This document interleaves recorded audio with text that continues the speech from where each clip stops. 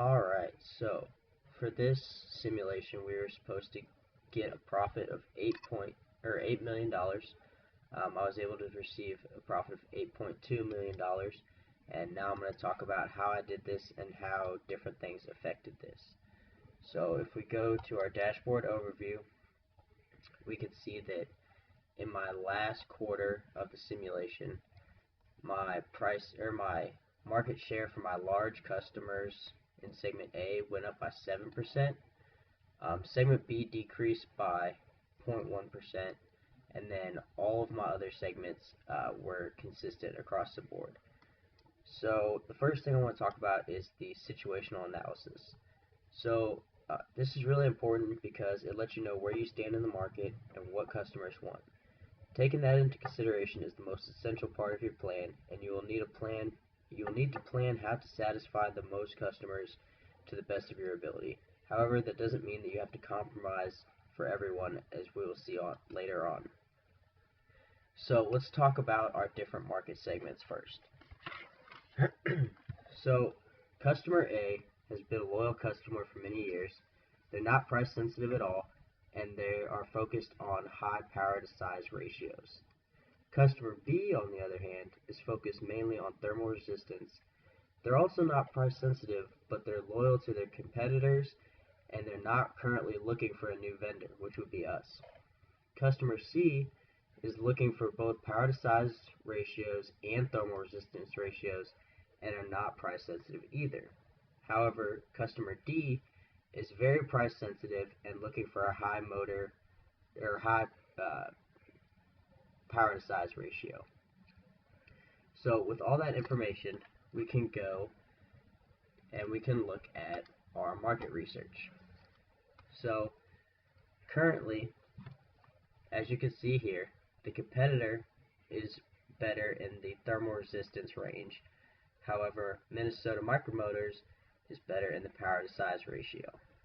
So after looking at this, I decided that it would be a good idea to focus most of my time and energy on what we do best, which is high power to size ratio. Now, yes, there is room for improvement in the thermal resistance area. However, I didn't think it was appropriate to spend all my budget improving something that the competitor is already doing better. Yes, I could break into that market and capture a lot more business from customer B.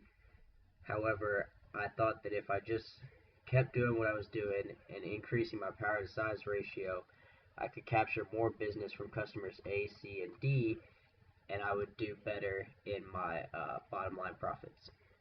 So let's go over and look at my decisions. So as you can see, I originally decided just in the first quarter that I was going to increase prices. I increased the price of my motors from $142 to $150.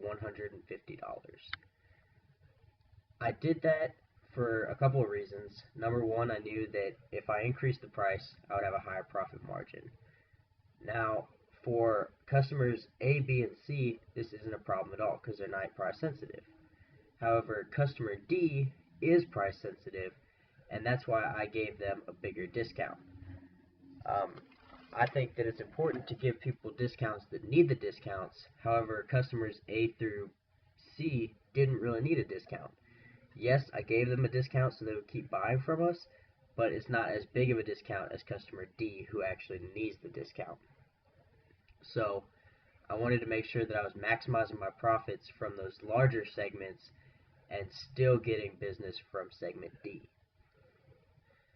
In regards to my sales force, I chose to mainly focus on the people that were already buying my products. So segments A, C, and D, I put a lot of sales force effort into because I knew they were going to buy my products and I knew they were going to continue buying my products. Customer B was a problem customer from the beginning. They were, if you look at customer satisfaction, they were never completely satisfied. If you look here, essentially what this says is that our devices were not up to their thermal resistance requirements, and so on and so forth. And yes, I could have spent a lot of money and revamped the program and met those requirements.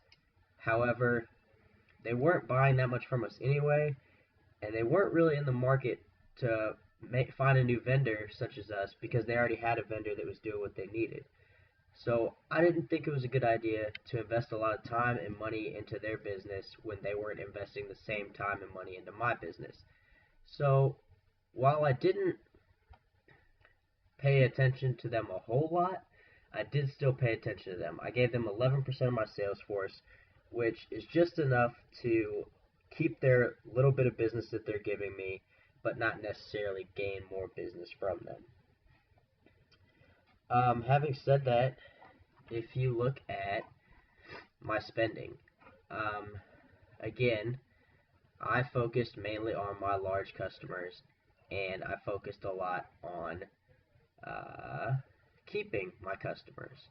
So, as we learned in class, it is way more expensive to find new customers than it is to keep the customers you already have. I chose to spend a majority of my time on my current customers, and that really worked out for me as spending more time with them really helped to build a relationship with them and get them to buy more of my products. Now, I didn't just ignore my new customers. I did spend a little bit of time looking for new customers. As you can see, I spent 10% of my time looking for the new customers. As far as money I spent on customers, 95% spending on my large customers. Yes, the small customer is important. They do give us a little bit of business, but not nearly as much as my larger customers. And they don't spend as much money as my larger customers. My large customers have a lot of money to spend, and they don't care how much the product costs as long as it's a good product. My small customers, on the other hand, don't have as much money, and they are more worried about the value for their price. So I did pay attention to them, I just didn't spend as much time on them. So if we go over to my customer purchases, you can see that throughout the quarters, my purchases went up a lot for my larger customers. Throughout every quarter, my sales increased for my large customers, and that is due to spending a majority of my time selling to large customers. Now, if you look at the small customers, yes, we did dip down from 2012 to 2013, but then after that, we stayed stable throughout the quarters. So we took a big hit in that first year, but after that, they continued to buy just as much for the following years.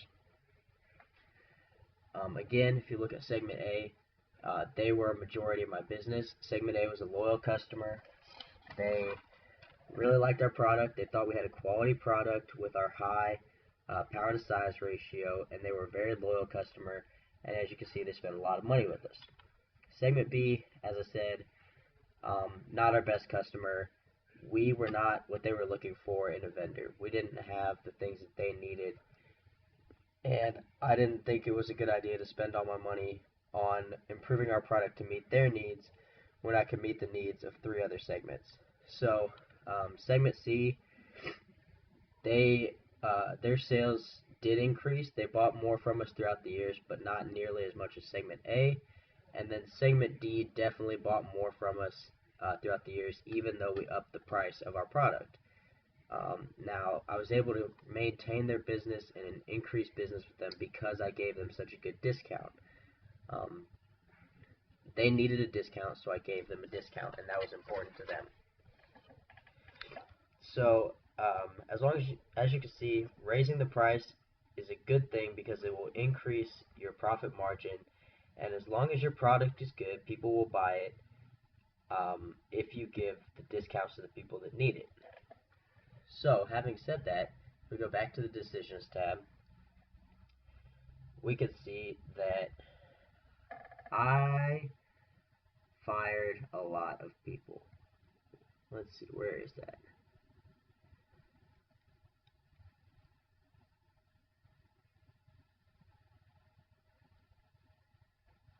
Well, I don't know where it is on here, but I fired half of my sales force.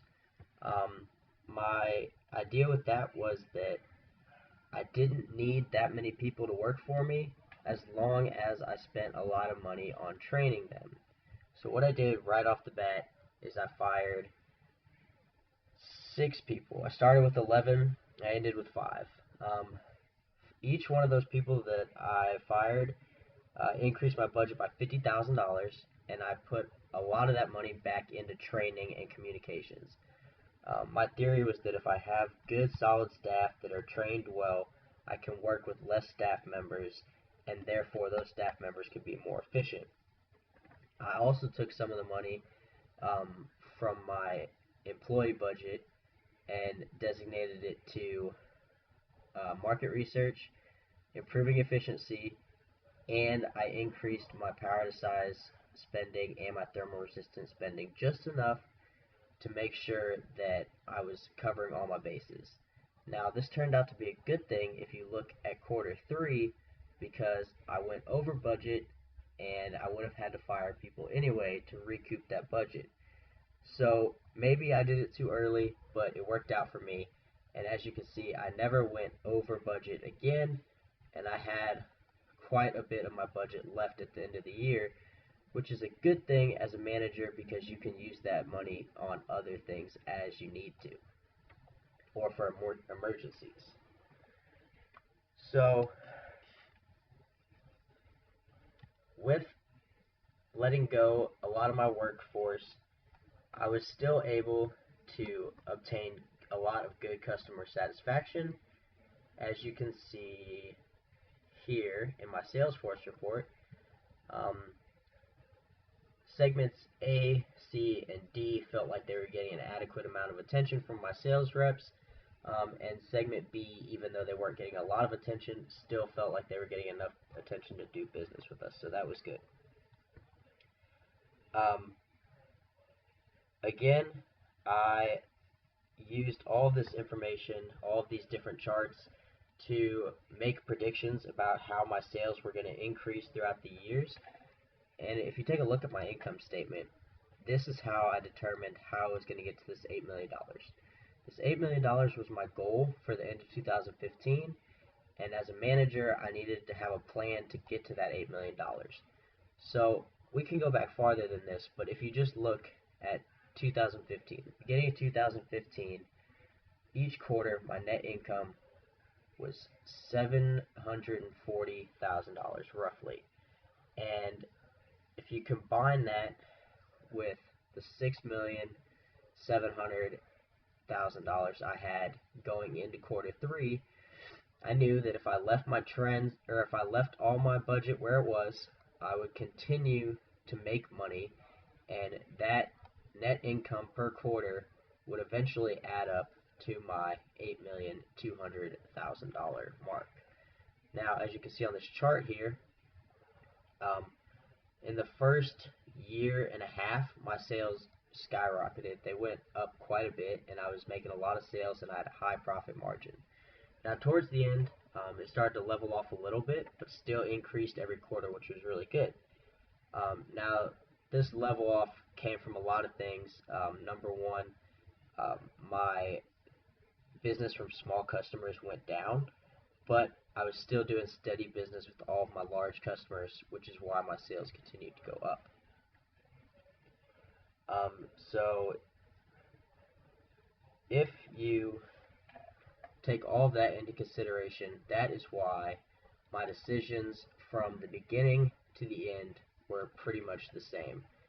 I found a trend that worked for me that was increasing sales and increasing profit margin every quarter, and I did not see a reason to spend more money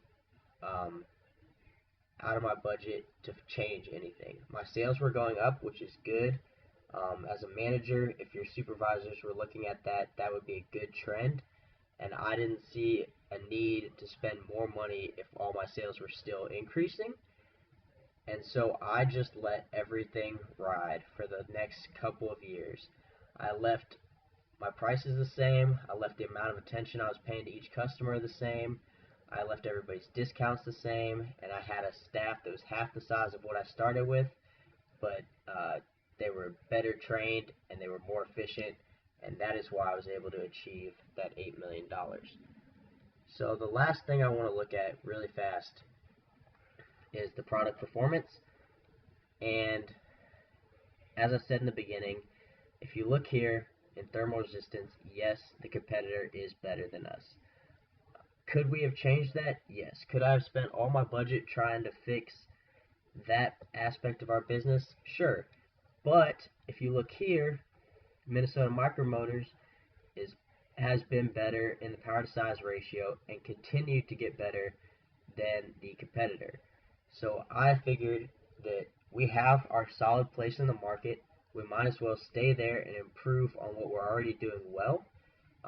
It's important to know your place in the market and what works for you. I think I would have stretched myself way too thin if I tried to enter the thermal resistance market. I had good, loyal customers that thought I had a solid product that met their needs, and I decided to keep things the way they were and focus most of my attention on segments A, C, and D, who were very satisfied with my product. The only one who wasn't very satisfied that I was worried about was segment D, who again thought the price was too high, but they still continued to buy from us and increase sales with us every year. So clearly it wasn't that high for them, and I gave them the biggest discount that I could.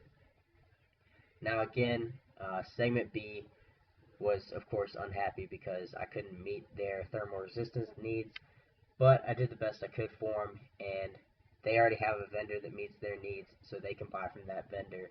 I'm not losing that much business from them that I can't make up in the other segments. So having said that, I thought that altogether this was a really good simulation. It was a really good way to, learn how to market things to different customers and how pricing affects your profit margin. I thought it was a really good simulation. I thought it had a lot of good information, but the only thing I would recommend the Harvard School do differently is to improve on the details of customer satisfaction. So maybe have more details as far as if I spend so much money on thermal resistance, this is the amount of thermal resistance it would have, and that would meet the segment requirements for segment B. Maybe be more specific on what those requirements that the companies have are, and what amount of money it would take to reach those requirements. But other than that, that's the only suggestion I have for the simulation. I thought it went really well. I learned a lot, and I especially learned how to, find your place in a market and do what you do best and capitalize on your market share and make that work for you to hit your goal and your profit margin for the year. So thanks for watching, and I'll see you later.